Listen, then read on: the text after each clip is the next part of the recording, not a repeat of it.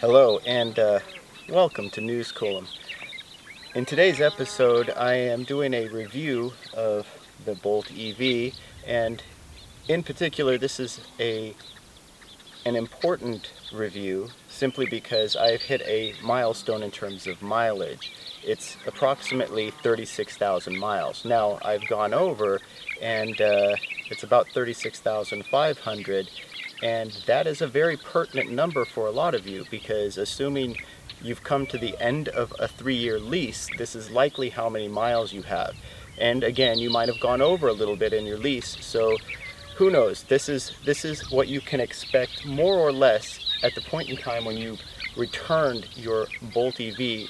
Okay, so as you can see, I have 36,568 miles. Now, I had intended to review this earlier, but I had to make my trip and I was running short of time. So the 36,000 miles makes for a fairly good stopping point. So it gives me a chance to sort of review what the vehicle is like now, and I apologize because the vehicle's not clean, but there's a reason for it. This is my daily driving vehicle. I use it for pretty much all of my driving needs. So it's not going to look as clean as a showroom car, and frankly, I just don't care whether it does. But um, I will go through the interior a little bit, talk about some of the maybe issues or concerns that some people have,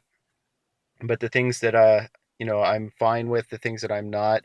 One of the first things is just to go over my experiences with the interface. Some people have had some issues with it, and I've had a couple of times where it's frozen, but usually it's just slow to start up, and it's not really like a blank screen. I've only had that happen one time, and there is the hard reset where you hold down all three of these buttons. And I don't know if there's a specified amount of time.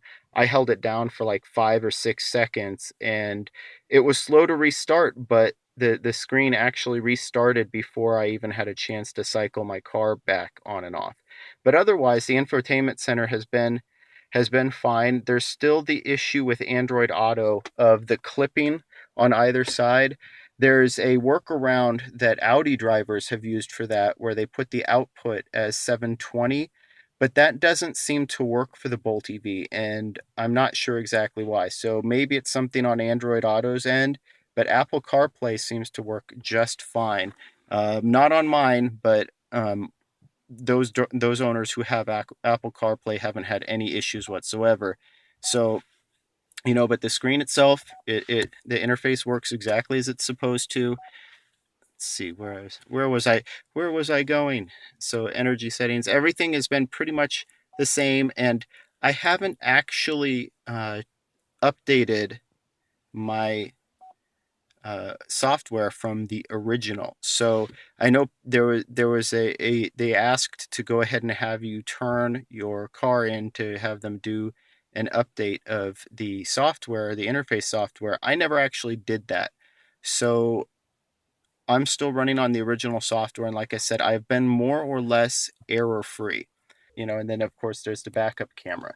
So pretty much whenever I put it into reverse, it immediately comes up. There's no issue. You have your guideline off on. I just leave it on, but um, there hasn't been an issue. And again, this is an LT though, so I also don't have the wraparound 360 cameras or anything of that nature. But overall, the interface has been great. I do actually like the fact that this bar is permanent here because it meshes well with the hard controls. I personally like the hard controls too, and I think it's a safety issue. And I know some people have had issues with them, or think that they should go to a more futuristic screen, or maybe this is all just a touchscreen display. But these hard set buttons are very easy for when you're driving to reach over and touch and find what you're looking for.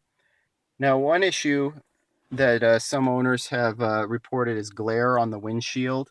And part of it, what I think it is dust does build up here, and you have your air vents that blow in. So uh, that dust can be reflective, and it will. I think that's a lot of what owners have been encountering. Also, some of the reflection, it's really hard to clean the glass surface, and I think that's also part of what they've been dealing with. Okay, so one of the first things is, these are the stock tires. Uh, they've been on here for the entire 36,500 or so miles that I've driven. And, as you can tell, they're on the Chevy Eco rims. So these aren't the original stock rims. And I do have those in storage, but those only saw about 10,000 miles. These have been on since, and they've been doing exactly what I wanted them to do. They lowered the rotational weight um, by about 5 pounds, and they don't look too bad. They've been holding up fairly well, and they're a little shinier. But in particular, what I wanted to do is the penny test and the quarter test. So this will kind of give you an idea of where you can expect your tread depth to be after 36,000 miles. So just trying to get it so I can get a decent angle. So we're basically right now at the top of George Washington's head.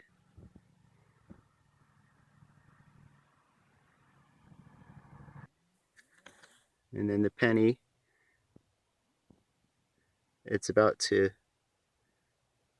Lincoln's hairline. So way past the top of his head. Now, some people have had issues with the fit and finish and the hard plastic, but one thing that I've noticed is it actually keeps the durability up. So I actually, even though this is probably the most used door in terms of, the driver's side door, it's the most used door because I'm primarily driving alone. But it's actually, other than dirt and maybe some scuffs, it's actually been holding up fairly well. Um, the the one issue is, and this is actually soft touch plastic. This is where you would normally rest your arm. Uh, Now, whether it's because of my shoulder injury, if I just leave my arm draped here too long, this is the one thing that I've noticed. The one issue is there's become a sort of a compressed divot from where I leave my arm too much, and it does seem like it stretched the plastic out. So that, and again, though, that's just, I blame myself for the amount of weight that I've been putting on it. I don't know long-term durability. I doubt anybody else will encounter this issue unless you heavily rest your arm on this for extended periods of time, which I have a tendency to do. But and again, like I said, I apologize for the dirtiness, but well, you, you see where I am. uh, yeah, and don't think the truck is any cleaner. So anyway, yeah, so a lot of dirtiness inside, but the fabric, everything else is holding up. It's just kind of not clean.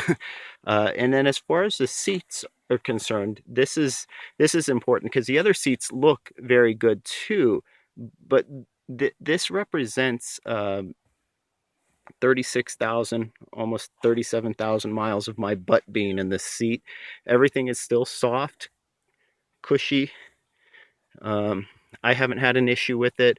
I've actually found them comfortable. I know some people have looked down and they found like bolts extending. Now you have this bolt extending, but this is perpendicular to where you would be sitting. So if you can feel it through that, I'm not exactly sure how that would even be possible. And so, yeah, like I said, some people seem to have bolts there. Mine, nothing I can see of other than this. And like I said, if you it's literally perpendicular to your butt, so I don't know how you would feel that. I'm not sure. Like I said, for me, I had already put about 5,000 miles on my car before I found out that anybody had issues with the seats. So I was literally unaware of it until someone had posted it. And like I said, I went to a an electric car meetup where we're showcasing to people, and I was just confused because I had another EV owner who was coming over and just like pushing down on the seat trying to prove to his friend how uncomfortable it was, and his friend sat in and said, "What? It's just a seat." So I don't know. Maybe I'm lucky in that regard. I'm not sure. The back seat again, everything inside is fine. Uh, this is actually, ironically, and maybe this is just mostly with the LT, unlike the front seat, this is actually hard plastic. But these seats don't get used as much. I don't carry that many passengers with me. But there's still, like, these are on the firmer side, but they're still soft. The fabric's holding up well. Again, like, I take passengers to lunch and that's about it. Inside, I'd actually expect this to be a lot more scuffed up. The fact that I transport so much stuff, but some of this is just likely stains. So maybe I just need to clean my car. Again, fabric, everything else, the rug is in place. The seat backs, the back of the seats, the plastic here, again, it's just mostly dirty. I probably need to go through with some Armor All or something. But the interior is all relatively clean. The deck still works, it's still attached, nothing's come loose back there. So yeah, like I said, I haven't had any issues. The slider still works exactly as it's supposed to. By the way, if this is forward, it locks, just in case you wanted to know, and you wanted to be able to. And I guess a nuance I never really realized because I don't spend that much time in the back. Driver's side doesn't have a pocket. Passenger side does. But I guess they're actually deleting that pocket from the LT moving forward, which makes me wonder if they don't also have other seat modifications in mind. If you're thinking about getting a Bolt EV, I don't know. I'm hoping to see the 2018s when they're on the market. But yeah, everything still is solid, right? The construction on the inside is all very solid aluminum. There's nothing wrong with it here. Rear tires, again, dirty, sorry. But here is probably the most scuffed up of all, because I've transported everything from tires to rims to metal objects, so I expect a little bit of scuffing on the hard plastic. I'm not even worried about that, but you might be. Again, here are the ports where the Premier has latches, the LT doesn't. No issues with the lights. Again, these latches are all fine. This works perfectly. So, of course, just pulling down, I have my emergency cord down here, tow bar, first aid kit, and everything is in place where it needs to be. So, yeah, I have no issues with the back. So one issue that I did run into was this latch every now and then will stick. And actually, I shouldn't even say every now and then. I think it's happened once or twice. And I've literally just had to reset this latch, because what happened is you'll close it and it will just slide right open again. You'll know right away. But it's because this got, and I don't know, like I said, it's probably just mine that it happened with. I don't think it's a consistent problem. I haven't heard it reported from anyone else, but yeah, just pay attention. If you close it and it just pops right open again, it's probably this latch got caught. So maybe it just needed to be lubricated. But again, I don't think I've had that issue since after the first 1,000 miles. The backup camera still works just fine. I don't have a cleaner, so yeah, again, not like the Premier owners who actually have a cleaner. But again, everything else works too. You have your little wiper cleaner here that sprays a single nozzle down onto the rear window. That works just fine. So far, the only maintenance that I've had to do has been to rotate the tires, and that was actually due to replacing the rims and refilling the washer fluid. And that's something that you're going to actually have to do probably several times.